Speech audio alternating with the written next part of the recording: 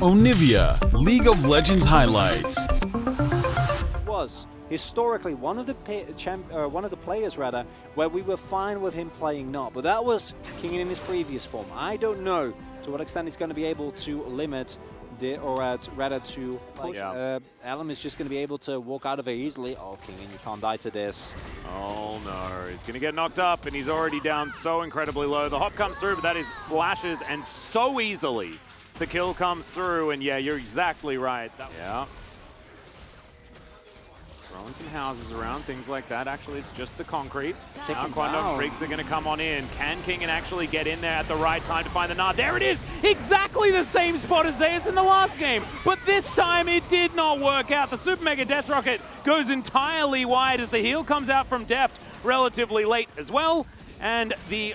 But you're going to give up the Drake. Although, to be fair, again, it already should have died. So maybe as DRX like, You may take those as Chains of Corruption are going to land, gets onto Deft, and he just explodes. That's going to be secured by Hoyt as now Pioshik finds himself in the wrong place at the wrong time. Barrel included in that one. It's a double kill, in fact, for Hoyt, who's 2-0-2 now. Now the Mega Gnar comes in, and that is not the timing that he was looking for. As Pioshik actually walking in a little bit late. As the concrete comes down, there's a Chains of Corruption once again. He'll need to try and click on that land, but it's not going to work as the Gnar goes down. Deft able to get some free damage as Zeka looks for the backflips. Will get it. Doesn't quite do enough work on the back end, though, of that perfect execution. And Teddy free hitting now. Getting some flashes out of DRX as the piercing arrow. About that, I have a feeling it'll be Mountain. We haven't had a lot of Infernals. That's true, not a lot of Infernals. What will it be this time? No, it's a Cloud. You're welcome. We'll get a turret. There we go. Yeah, the first Pharahs I actually feel like doing a really good job. And like actually doing what you... Backing in a very greedy position as Super Mega Death Rocket to come through and try and soften up the Kwangdong Freecs, as that is the first Chains of Corruption to miss. And that might actually turn around this fight. Zeka coming on in. There's the teleport from King. And remember, no Narbar whatsoever, as can LM lock this one up? And no, it's actually Teddy that does it. So that is going to be Soul Point lockdown for Kwangdong Freecs. Now will not have that very key cooldown for the next ensuing fight if it actually does come through. King in wanting to front line, but the inner turret is well and truly dead. Deft will go down. Beryl goes back. DRX, they lose a turret and a flash. And a lot of map control from that. As okay, Pioshik does find the stun here onto Teddy, who does try and turn this, and Keenan might actually just die to this one. Yep, Keen says, come back here, but the rest of his team does not. The rest of his team have just left him alone, and Keen will die. 2.5 minutes on the Drake, but the Baron is live, and we'll see where the DRX actually traveling. Which direction are they traveling? So they're traveling to point B. Ah, point B is over here. Yeah, where Kwangdong Freecs is okay. making their way coming from Fog is something that's very answerable.